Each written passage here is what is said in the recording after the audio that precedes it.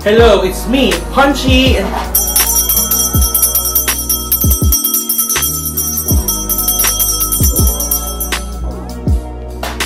Alright, so today magre-review tayo nito. Tadaan! Tadaan! Ito yung Kanazawa Low Sugar Rice Cooker 5 liters multifunctional English touchscreen with 6 function menu. Nabili ko sa Shopee for 2,414. Ganyan yung kanyang itsura. Ito. So, ilalagay ko yung link sa description box down below kung saan mabibili itong rice cooker. Yeah. So, buksan na natin. I-check natin kung okay ba siya. Let's go! Let's go! Ayun. So, ito na siya. Again, ito yung ganyan itsura o color white siya na mukha siyang Japanese na rice cooker as meron siyang tatlong ganyan. Diba? SUS 304 na stainless steel. So ito yung itsura ng box. Kanazawa Low Sugar Multi-Function Rice Cooker. Less sugar, less starch, less calories, less carb. 5 liters. Ito yung sa may side. QS-A05C yung model. Ayan, color white. And then, ayan. Ayan, ayan yung tsura niya. Pwede kang magluto, I suppose. Dami. Ewan ko kung true. Let's try it out. Kasi gusto ko ng Japanese na rice cooker. And let's see if this is legitimate. Alright, let's open the box. Medyo mabigat siya though, yung box ha.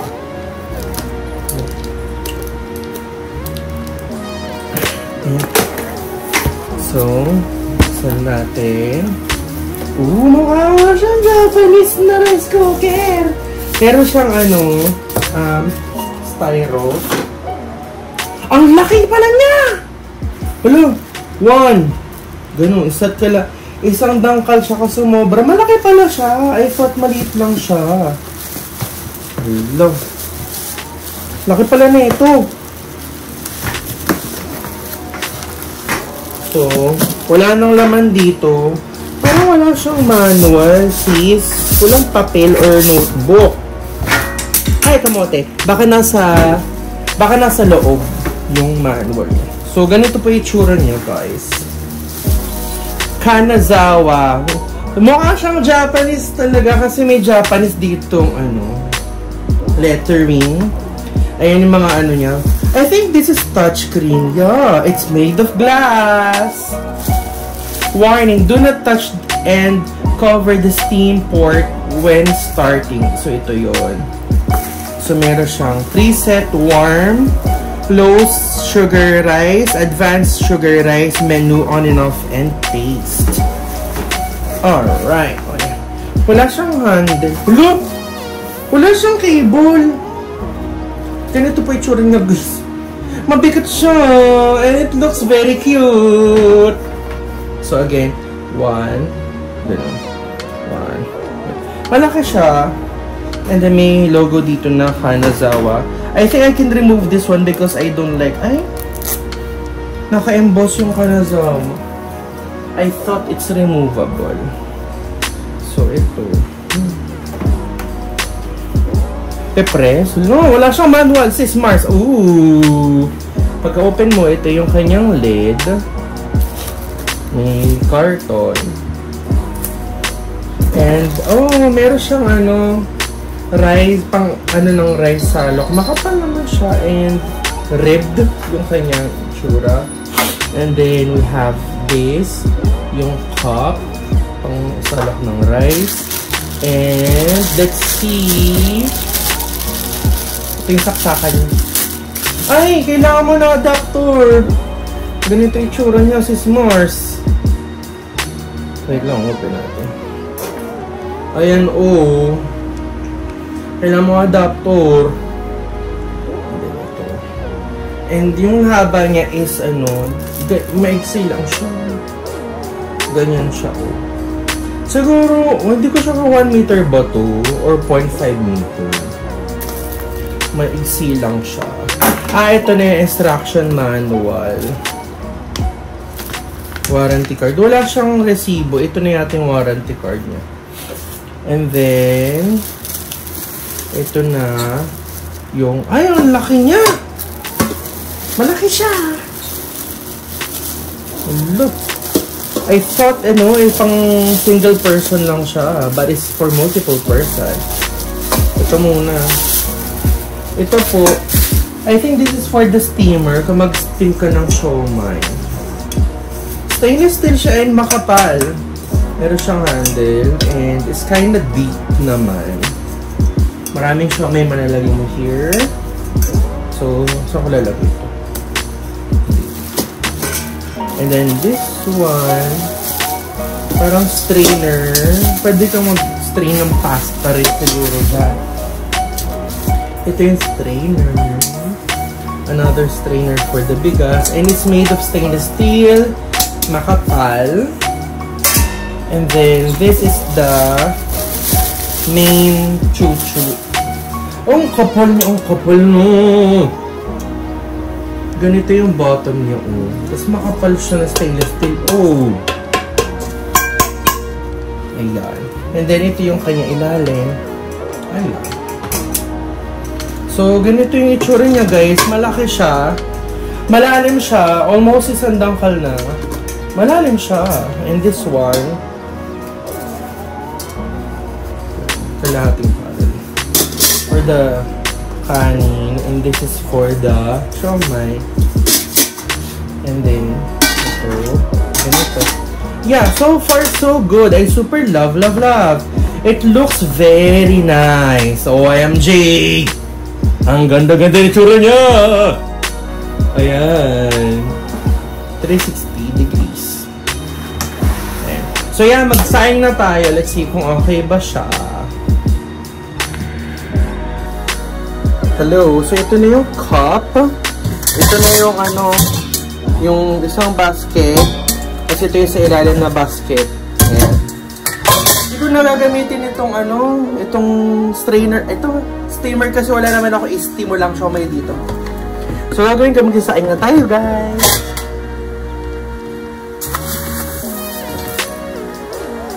One. 2. 3.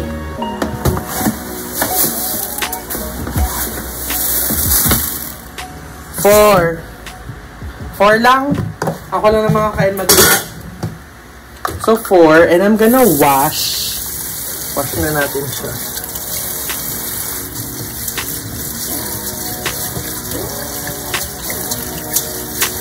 In fairness, yung niya ha, this bakal is so makapal.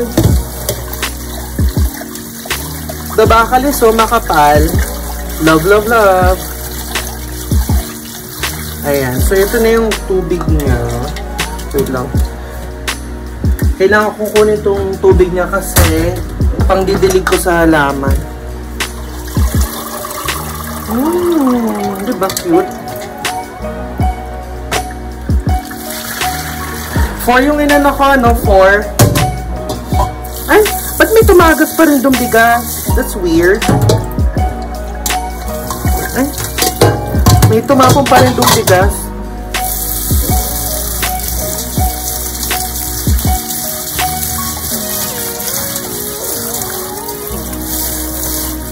So, napanood ko sa video, ipapantay mo lang raw yung tubig dun sa bigas. Ayun yung nakita ko. So, ayan.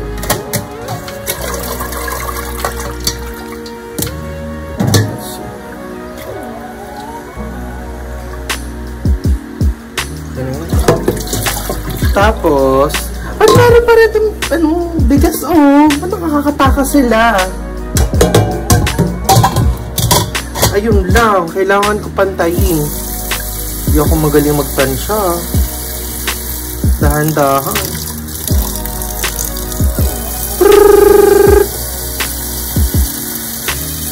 Dapat rin pantay yung water sa bigas. Oopsie! And I can see some water na ganyan. Or more pa ba? Yan. I think okay na yan. Ayan, magsaing na tayo. Saan yung camera? Okay na, nasa yung camera ito. Ayan, so nakasaksak na siya. Nandito sa may bandang right side yung saksakan dito. Ayan, so open. Long, di ko alam open. Ayun. And then, ito na yung ating sinaing. Pinantay ko na yung water. Bilang po tayo na, bigat! Ang bigat kasi ng bakal niya, sis!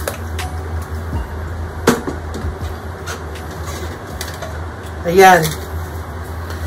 And then, we're gonna close. Pinunaso kayo ilalim, syempre, kasi basa. And then, let's turn it on. Hello? Naka-on ka na ba, sis Mars? Naka-on na siya. Ayun, ay! Hello! Normal rice, porridge, soup, steam, normal rice. Taste.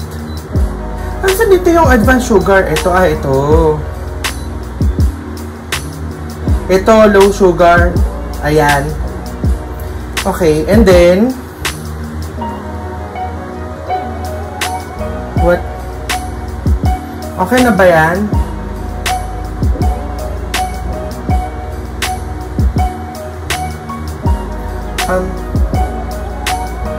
Nasa yung go para magluto siya.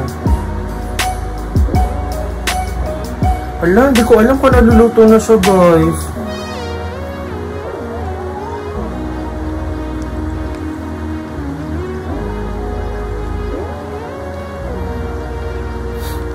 Ala, hindi ko alam. Wait lang, naka-on na ba to? 20 lang nakalagay. Kasi yung go dito.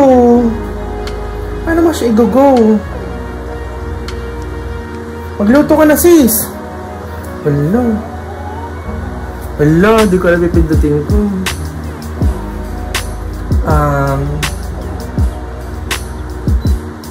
Pat preset 30 minutes. Ala.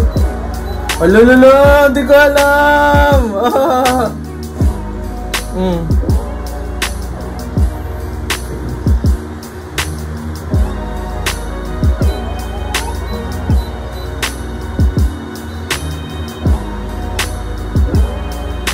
Ayan, okay na ba? Ayun! I-on mo pala siya.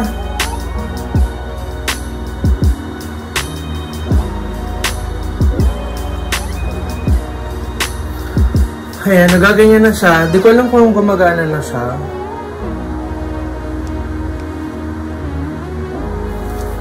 Bahala na. Ayun na yun. Hello, so tapos na ako prito ng maling tsaka bacon. Tignan natin kung luto na siya. So, ito yung tsura niya. Kanazawa may 66 warm nakalagay. Advanced low sugar rice. Let's see. Oh, okay. It's steaming hot. And luto na siya, I suppose. Let's see. Yeah, luto na siya, I think. Tignan natin yung quality ng rice.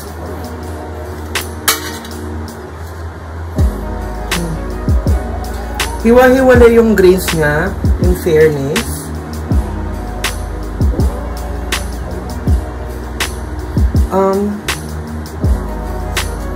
Medyo basa.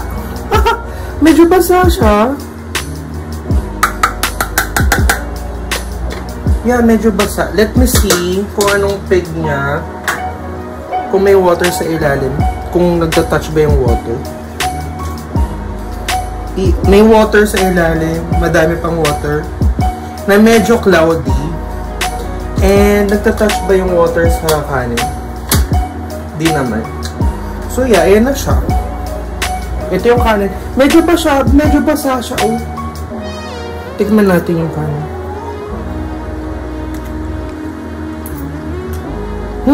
Okay naman. Luto na siya. Hindi siya undercook or overcook, okay lang siya. So, kain na tayo. Hi! So, tapos natin i-review itong tawag dyan. Ayan. So, tapos natin i-review itong Kanazawa na rice cooker. So far, so good. Naluto niya mabuti yung aking kanin.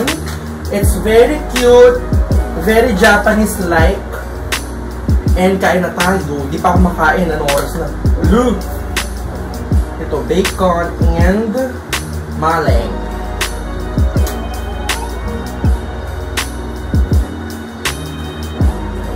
Ngayon, meals. Ang takip na. Anong dumiyan na? So ito, lalagay ko yung link sa description box down below. Ito lagay ng mayonnaise. And then itong aking cute na kainan, ilalagay ko rin sa description box. And this Kanazawa rice cooker, I super duper love. This handle is so makapal. And then, it's very classy. Touchscreen siya. It's color white. It looks Japanese rice cooker. The only thing is wala siyang tunog. Yung katulad kay Chef Arvin na tumutunog. But, looking at the appearance of this one, it's so classy. It's so mabigat. It's so high quality. So, kung gusto mong bilhin, ilalagay ko yung link sa description box down below. Yun lang. Thank you so much for watching my vlog and you have a great day. Bye-bye. Kanazawa.